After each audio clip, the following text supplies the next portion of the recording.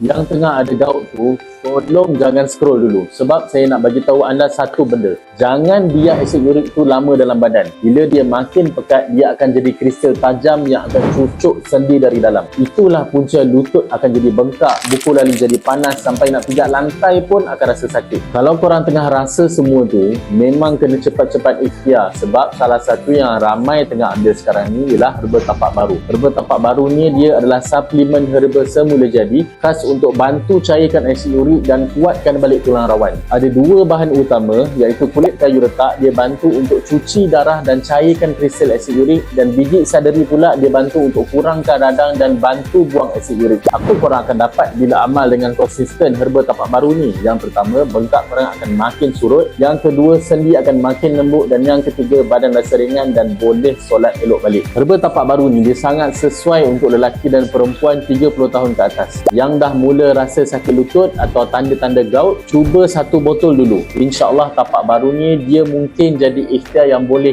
ubah hidup korang. Nak dapatkan tapak baru ni, tekan link dekat bawah sekarang. Sekarang ni kami tengah ada 45% diskaun off, dan kami ada tawarkan juga free postage dan COD.